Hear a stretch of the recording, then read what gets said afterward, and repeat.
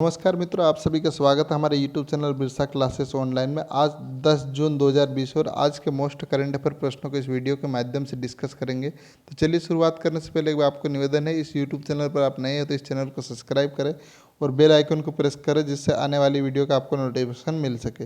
चलिए शुरुआत करते। कल हमने एक प्रश्न पूछा था, संयुक्त राष्ट्र संघ के खाद्य और कृषि संगठन द्वारा विश्व दुग्ध दिवस कब मनाया जाता है। यह प्रश्न हम लोगों ने वीडियो के अंत में डेली पूछते, जिसका उत्तर आपको कमेंट बॉक्स में दे सकते हैं और आपको याद करने भी आसानी होगी। और उत्तर वही सही व्यक्ति दे सकता है जो डेली यह वीडियो देखता है। इसका उत्तर 1 जून है। और रंजना अछाले, रमेश गाडरिया, जितेंद्र जामोद, सुनील डावर, गोपाल चौहान और संजय मंडलोई ने वीडियो के अंत में प्रश्न पूछा था, उसका उत्तर कमेंट बॉक्स में दिया है। तो बिल्कुल इनका सही उत्तर है। चलिए अब अगले प्रश्न की बात करते हुए आज के पहले प्रश्न की, किस राज्य सरकार ने वंदे उत्कल जननी को अपने राज्य का राष्ट्रगान घोषित किया गया, राज्यगान सॉरी। तो राज्यगान किसने घोषित किया अपना? ओडिशा, छत्तीसगढ़, असम और राजस्थान। तो ओडिशा सरकार ने वंदे उत्कल जननी को अपने राज्य का राज्यगान घोषित किया गया है। डिटेल में हम लोग देखते हैं तो ओडिशा के मंत्रिमंडल ने वीडियो कॉन्फ्रेंसिंग के माध्यम से वंदे उत्कल जननी को ओडिशा का गान दर्जा देने के प्रस्ताव को मंजूरी दे दी है। तो इस एंथम को 1912 में कांता कवि लक्ष्मीकांता महापात्रा द्वारा लिखा गया और 1984 में ओडिशा की विधानसभा के प्रत्येक सत्र में के अंत में वंदे उत्कल जननी के गाने की निर्धारित किया गया था और तब से इसे राज्य का गान बनाने की मांग की जाती रही। यह गीत ओडिशा की महिमा और प्राकृतिक सुंदरता का प्रतीक है। कौन सा गीत? वंदे उत्कल जननी। अब ओडिशा ने किया तो ओडिशा के बारे में देखते हैं हम लोग। तो ओडिशा की राजधानी भुवनेश्वर है, मुख्यमंत्री नवीन पटनायक है, प्रोफेसर गणेशी लाल यहाँ के राज्यपाल है। यहाँ पर प्रमुख राष्ट्रीय उद्यान की बात करें तो भीतर रानी कनिका राष्ट्रीय उद्यान है, सिमलीपाल राष्ट्रीय उद्यान, गहीर माथा कछुआ अभ्यारण्य और यहाँ पर हीराकुंड नदी जो है महानदी पर बना है बांध है। इंद्रावती बांध इंद्रावती नदी पर है। और हीराकुंड बांध जो भारत की प्रमुख 3 परियोजना है उसमें शामिल था, जब 1953-54 में बनाया था। भारत की पहली दामोदर घाटी नदी परियोजना है, इसके बाद दूसरी है भांगड़ा नाखल और तीसरी हीराकुंड नदी बांध परियोजना जो महानदी पर स्थित है। अब देखिए यहाँ पर प्रमुख विधानसभा सीटें की बात करें तो 147 सीटें, राज्यसभा की 10 सीट और लोकसभा की 20 सीटें। और यहाँ पर व्हीलर द्वीप स्थित है, जिसका नाम एपीजे अब्दुल कलाम रख दिया गया और इसकी सीमा छत्तीसगढ़ के साथ साझा करता है ये और अन्य राज्यों के साथ साझा करता है। चलिए अब अगले प्रश्न की बात करते हैं, किस केंद्रीय मंत्री ने कोविड-19 के लिए कोविड बीप ऐप लॉन्च किया है। थावरचंद गहलोत ऐप, जितेंद्र सिंह, रमेश पोखरियाल निशंक और अर्जुन मुंडा। तो जितेंद्र सिंह द्वारा कोविड-19 के लिए कोविड बीप ऐप लॉन्च किया गया। तो यह देख सकते हैं आप कोविड बीप। और डिटेल में हम लोग देखते हैं, केंद्रीय मंत्री जितेंद्र सिंह ने कोविड-19 के रोगियों की सुविधा के लिए भारत की पहली स्वदेशी किफ़ायती वायरलेस शारीरिक मानक निगरानी प्रणाली कोविड बीप ऐप लॉन्च की है। कोविड बीप का पूरा नाम क्या है? Continuous oxygenation S and vital information detection बायोमेट्स ECIL इसिक पॉड है। कोविड बीप को हैदराबाद के भारतीय प्रौद्योगिकी संस्थान IIT और परमाणु ऊर्जा विभाग के सहयोग से कर्मचारी राज्य बीमा निगम ESIC मेडिकल कॉलेज हैदराबाद द्वारा विकसित किया गया है। अब और अगले प्रश्न की बात करते हैं, किस राज्य सरकार के द्वारा राजकौशल पोर्टल लॉन्च किया गया? महाराष्ट्र, उत्तर प्रदेश, बिहार, राजस्थान। तो राजस्थान सरकार द्वारा राजकौशल ऐप पोर्टल लॉन्च किया गया। डिटेल में हम देखते हैं तो राजस्थान सरकार द्वारा कौशल पोर्टल और ऑनलाइन श्रमिक रोजगार विनिमय की शुरुआत की है। इस पोर्टल को सूचना और प्रौद्योगिकी विभाग IIT और राजस्थान कौशल आजीविका विभाग निगम द्वारा विकसित किया गया। राजकौशल पोर्टल का उद्देश्य प्रवासी श्रमिकों के लिए अवसरों की उपलब्धता में सुधार करके उद्योग मजदूरों के बीच फासले को कम करना। इस पोर्टल का उद्देश्य लोगों के द्वारा उन श्रमिकों की रोजगार की समस्या से दूर करना है। चलिए राजस्थान ने किया। राजस्थान की राजधानी जयपुर है, जिसे हाल ही में यूनेस्को ने अपने विश्व धरोहर सूची में शामिल किया गया और इसे पिंक सिटी के नाम से भी जाना जाता है। अशोक गहलोत मुख्यमंत्री है, कलराज मिश्र यहाँ के राज्यपाल है। यहाँ पर राष्ट्रीय उद्यान की बात करें तो कौलादेव राष्ट्रीय उद्यान, रणथंभौर राष्ट्रीय उद्यान, सरिस्का राष्ट्रीय उद्यान और दरहा राष्ट्रीय उद्यान है। यहाँ की विधानसभा की सीट 200 है, 25 राज्यसभा की सीटें और 10 लोकसभा की सीटें हैं। इतनी जानकारी राजस्थान से, जैसे कॉपी में नोट कर लीजिएगा। चलिए अब अगले प्रश्न की बात करते हैं, IIFL फाइनेंस ने किस क्रिकेटर को अपना नया ब्रांड एम्बेसडर नियुक्त किया गया? रोहित शर्मा, महेंद्र सिंह धोनी, विराट कोहली और शिखर धवन। ऑप्शन बी इसका सही उत्तर है। IIFL फाइनेंस ने रोहित शर्मा को अपना नया ब्रांड एम्बेसडर नियुक्त किया है। डिटेल में हम लोग देखते हैं तो गैर बैंकिंग क्षेत्र की वित्त कंपनी इंडिया इंफोलाइन फाइनेंस लिमिटेड ने रोहित शर्मा को अपने पहले ब्रांड एम्बेसडर के तौर पर साइन किया। रोहित कंपनी ने रोहित शर्मा के साथ पहले अभियान सीधी बात के तहत रोहित शर्मा की सीधी बात शीर्षक 30 सेकंड का वीडियो संदेश जारी किया गया। इसके अध्यक्ष कौन है? एस सीधेरे, और यहाँ के इनकी मुख्यालय मुंबई महाराष्ट्र में।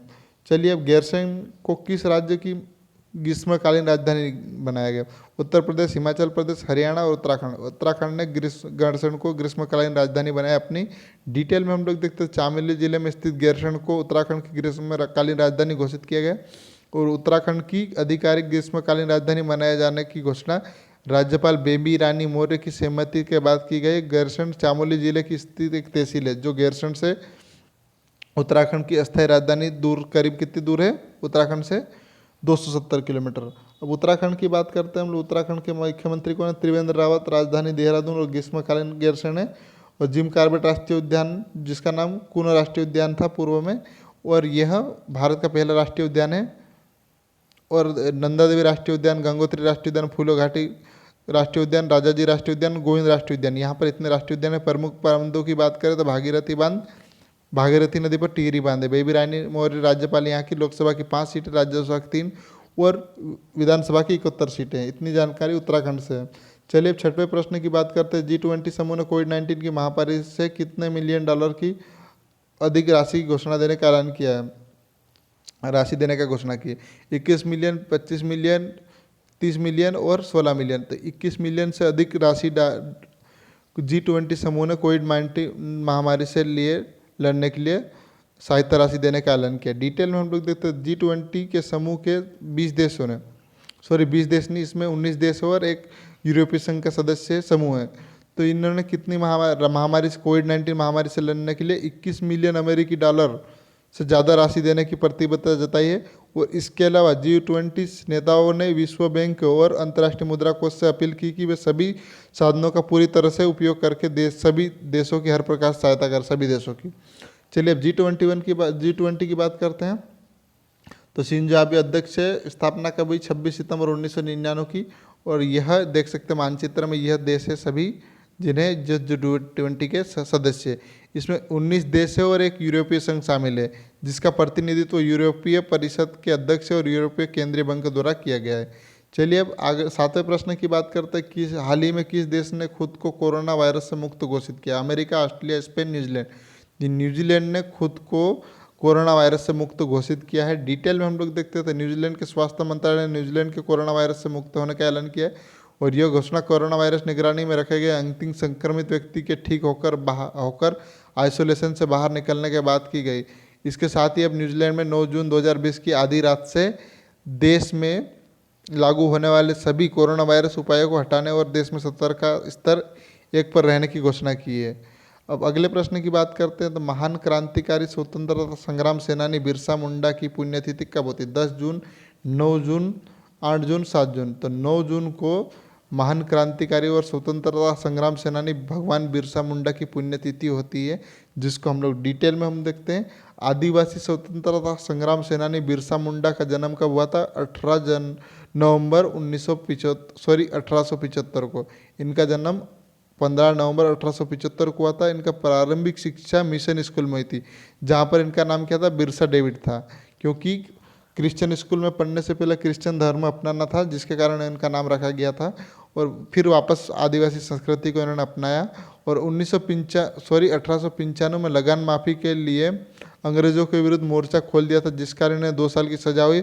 और इसके बाद 1877 से, ये 1877 लिख दिया और यह भी यहाँ पर 1800 लिखी है। 1897 से 1900 तक अंग्रेजों के विरुद्ध इन्होंने गोरिल्ला युद्ध लड़ा। इसके कारण इन पर 500 का इनाम भी रखा गया और इन्हें गिरफ्तार कर रांची जेल भेज दिया गया, जहाँ पर परंतु देखिए रहस्यमय तरीके से 9 जून 1900 को इनकी मृत्यु हो गई। और इनके जीवन पर 2 फिल्में बनी, जिसका नाम क्या? गांधी के पहले गांधी 2008 में बनी और उल गुलान एक क्रांति 2004, यह इन पे ऊपर फिल्में बन चुकी। देखिए दोस्तों, माफ़ी चाहूँगा, यहाँ पर ये 1895 कर लीजिएगा और यहाँ पर भी 1997 की जगह 1897 और 1900 कर लीजिएगा। ये 1977 लिखा है इसके स्थान पे। चलिए अभी झारखंड में इनका जन्म हुआ था, तो झारखंड के बारे में देखते हैं हम लोग। तो राजधानी रांची है, हेमंत सोरेन मुख्यमंत्री और द्रौपदी मुर्मू राज्यपाल यहाँ की। और बेतला नेशनल पार्क, दलमा वन्यजीव अभ्यारण्य, सिंह भूमि हाथी रिजर्व, हजारीबाग वन्यजीव अभ्यारण्य, उधवा झील पक्षी अभ्यारण्य यहाँ के प्रमुख राष्ट्रीय उद्यान है। यहाँ पर प्रमुख बांध की बात है तो मेथान नदी बांध बरादर नदी पर, चंडील बांध स्वर्णरेखा नदी पर, पंचायत बांध दामोदर नदी पर। इतनी जानकारी झारखंड से आप नोट कर लीजिएगा। और आज का प्रश्न जिसका उत्तर आपको कमेंट बॉक्स में देना है, वर्चुअल ग्लोबल वैक्सीन समिट 2020 के लिए किस देश ने मेजबानी की। ये ऑनलाइन हुई थी, जिसमें इन चारों देशों में से किसने दिया था, इसका उत्तर आपको कमेंट्स बॉक्स में देना है। तो चलिए वीडियो को यहीं समाप्त करते हैं। वीडियो पसंद आता तो लाइक और शेयर ज़रूर करें और हमारे चैनल को सब्सक्राइब जरूर करें। धन्यवाद। जय हिंद, जय भारत।